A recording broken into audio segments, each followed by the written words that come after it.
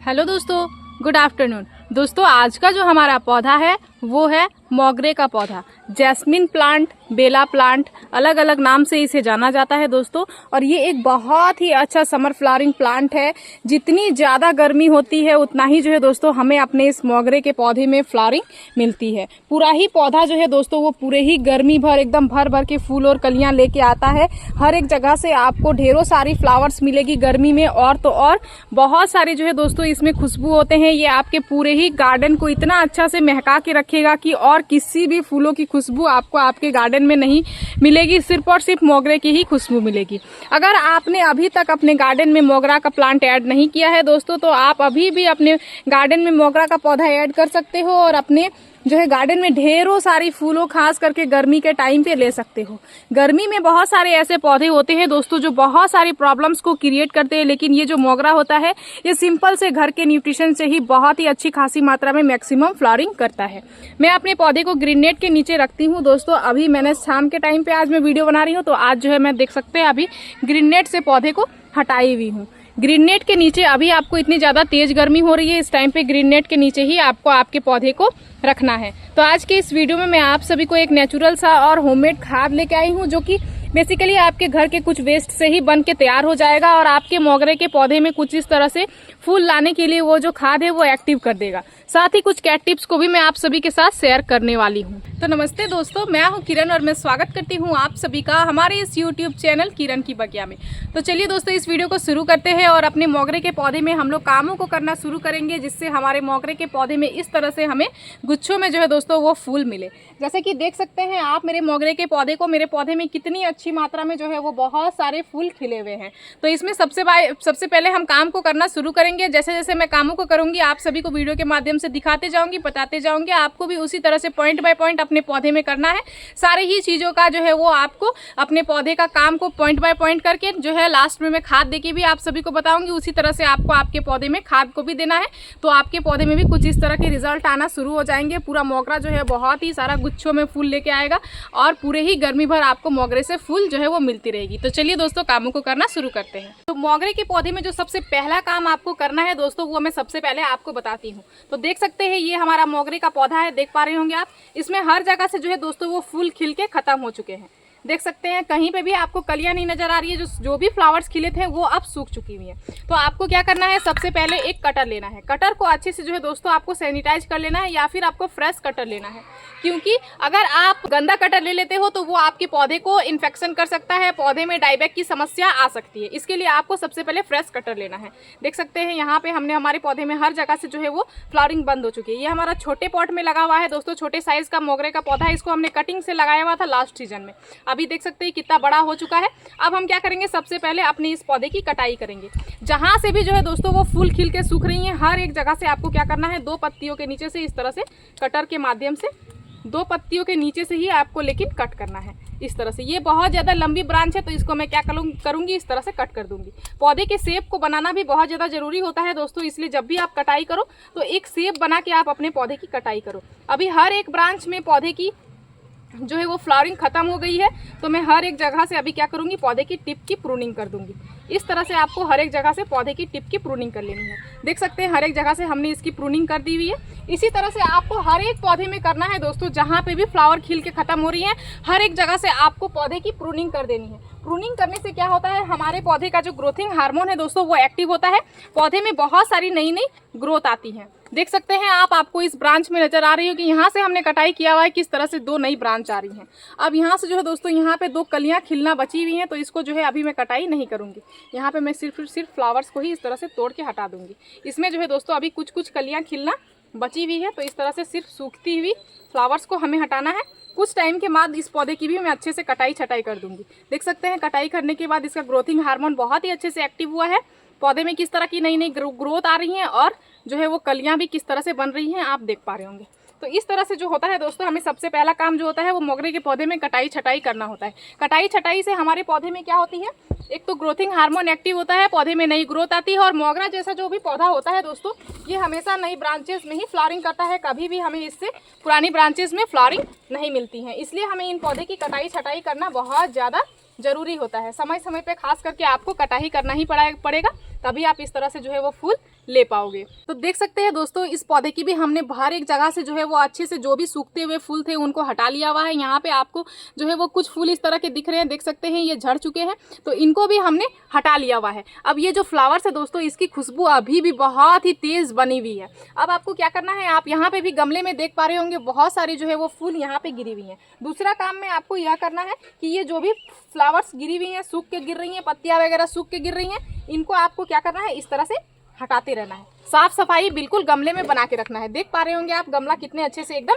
साफ हो चुका है। जैसे ही फ्लावर्स खिलती हैं और फ्लावर्स खिल के जो है दोस्तों वो झड़ने लगती है, आपको इनको हटाते रहना है, क्योंकि ये अगर गीली पड़ के और पौधे में बनी हुई रहेंगी तो उस कारण से क्या होता है, हमारे पौधे में फंगस वगैरह लगने के चांसेस बढ़ जाती हैं। इसलिए आपको दूसरा काम में इस काम को करते रहना है। अब तीसरा काम में जो है दोस्तों, आपको आपके पौधे को क्या करना है, सबसे पहले एक गुड़ाई करने के लिए कोई भी चीज़ लेना है और उससे आपको सबसे पहले पौधे की हल्की हल्की मिट्टी की जो है दोस्तों इस तरह से कुछ इस तरह से देख सकते हैं आप 1 इंच की गुड़ाई करना है, ज़्यादा गहरी आपको गुड़ाई नहीं करना है। इस तरह से 1 इंच की आपको हल्की हल्की गुड़ाई कर देनी है। जिस भी पौधे में आपको खाद को देना है, जिसका ग्रोथ रुक चुका है, उस पौधे में आप इस तरह से कामों को करने के बाद हल्की हल्की पौधे की गुड़ाई कर दो।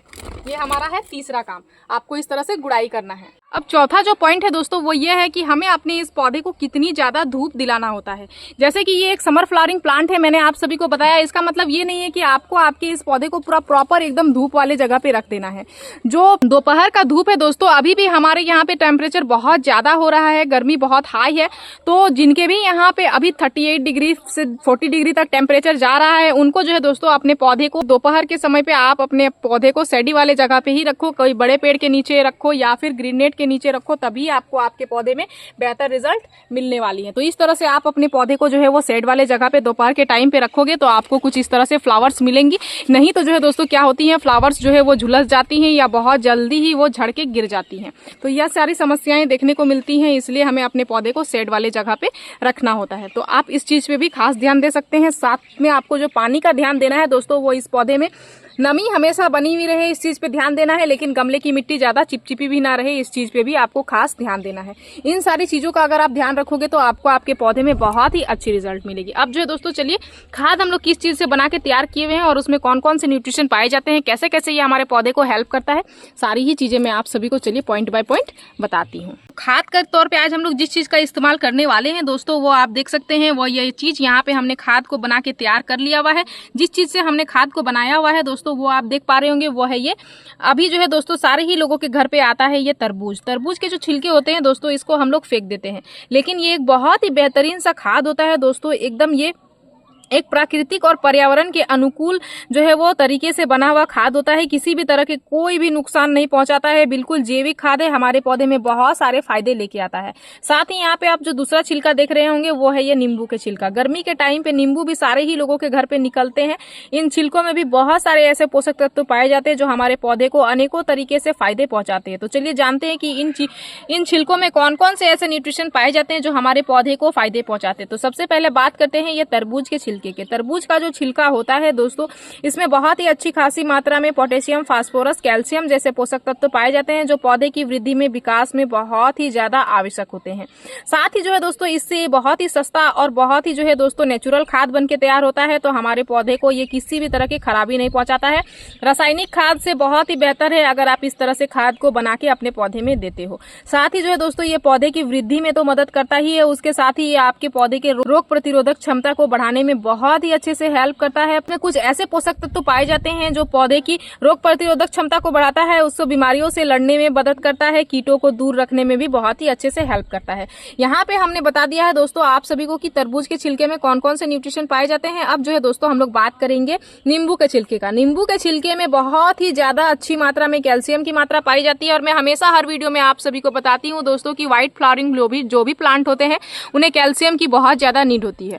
कैल्शियम की अगर सोर्स उस पौधे को नहीं मिलती है तो आप उसमें बम्पर फ्लावरिंग नहीं ले पाते हो। मोगरे जैसे जो भी प्लांट होते हैं या फिर रजनीगंधा जैसा पौधा हो दोस्तों, और गंधराज जैसा पौधा हो, जो भी व्हाइट फ्लावरिंग प्लांट होते हैं सभी को कैल्शियम की मात्रा चाहिए ही चाहिए होती है। तो उनके लिए आप इन नींबू के छिलके का इस्तेमाल कर सकते हो। इसमें कैल्शियम के साथ साथ पोटेशियम, मैग्नीशियम जैसे पोषक तत्व पाए जाते हैं और तो और बहुत सारे एंटीऑक्सीडेंट पाए जाते हैं। साथ ही जो है दोस्तों ये आपके गमले की मिट्टी को एसिडिक बनाए रखने में भी बहुत ही अच्छे से हेल्प करता है।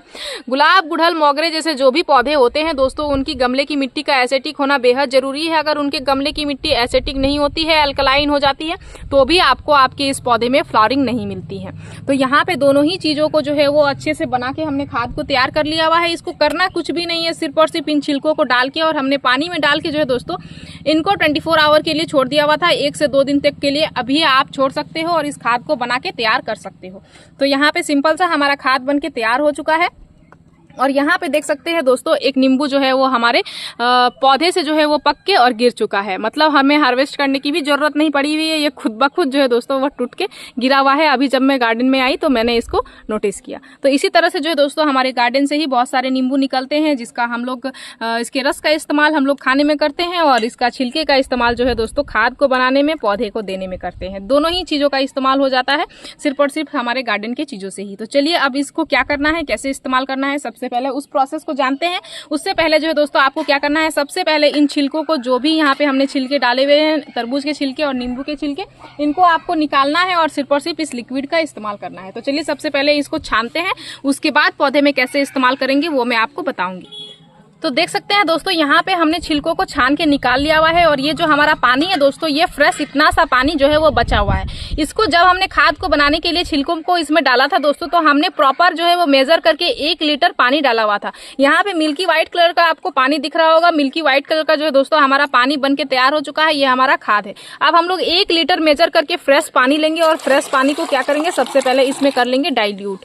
इसमें इस तरह से हम लोग डाइल्यूट करेंगे। उसके बाद जो है दोस्तों इस खाद को हम लोग पौधे में देंगे। पौधे में कितनी मात्रा में देंगे वो मैं सबसे पहले आपको बताती हूँ। तो इसको जो है दोस्तों देने के लिए सिर्फ और आपको फिर से एक मेजरमेंट ले लेना है और आधा लीटर जो है दोस्तों आपको मेजर करके इसमें निकालना है। तो देख सकते हैं इस तरह से मैं आधा लीटर मेजर करके निकालूंगी। ये हमारा हो गया आधा लीटर। देख सकते हैं वहाँ पे आप 500 ml आपको दिख रहा होगा। यहाँ पे आधा लीटर ये हमारा जो है वो फर्टिलाइजर निकल गया है। अब प्रत्येक पौधे में आपको आधा आधा लीटर करके देना है।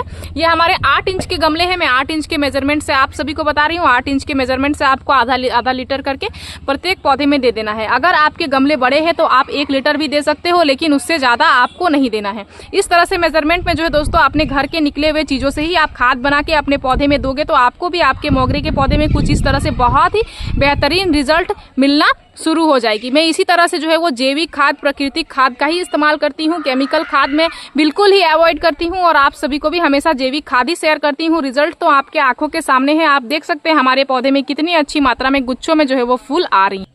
तो इस तरह से जो है दोस्तों इन छिलकों का इस्तेमाल करना है आपको और एक बेहतरीन सा खाद बना के आपको आपके पौधे के लिए तैयार करना है। और ये एक सिंपल सा प्राकृतिक खाद बनता है दोस्तों, जैविक खाद बनता है। आपके पौधे में किसी भी तरह की कोई भी खराबी नहीं लेके आता है। और ये जो छिलके हम लोग फेंक देते हैं दोस्तों, ये हमारे पौधे के लिए एक बहुत ही बेहतरीन सा जो है दोस्तों सोर्स है, जैसे कि मैंने आप सभी को बता दिया। तो आपको इन्हीं छिलकों का इस्तेमाल करना है और अपने पौधे में खाद बनाना है और 15 दिन में एक बार इस खाद को दे देना है। आप इसको रिपीट भी कर सकते हो। इसको रिपीट करने से भी पौधे में किसी भी तरह की कोई भी खराबी नहीं आएगी। बस 15 दिन में एक बार आपको आपके पौधे में इस खाद को रिपीट करना है। आपको बहुत ही अच्छी रिजल्ट मिलेगी। आप मेरे मोगरे के पौधे में देख सकते हैं कितनी अच्छी खासी मात्रा में जो है दोस्तों फूल आ रही हैं, कलियां बन रही हैं, पौधा गुच्छों में फ्लावरिंग कर रहा है, बहुत सारी नई नई ग्रोथ भी लेके आ रहा है सिर्फ और सिर्फ इन्हीं सारी चीज़ों के खादों से। तो आपको मेरी इस वीडियो में दी गई जानकारी अगर अच्छी लगी दोस्तों तो हमारे इस वीडियो को लाइक, शेयर, कमेंट जरूर कर दीजिएगा। अगर आप इस वीडियो के माध्यम से हमारे चैनल पर नए आए हैं तो प्लीज़ हमारे चैनल को सब्सक्राइब कर लीजिएगा, बेल आइकन जरूर प्रेस कर दीजिएगा ताकि हमारी जो भी न्यू वीडियोज़ आए उनके नोटिफिकेशन आप सभी को मिल जाए। इस वीडियो को आपने पूरा देखा उसके लिए मैं आप सभी को तहे दिल से धन्यवाद देती हूँ। दोस्तों मिलते हैं एक अनदर वीडियो पे। नमस्कार।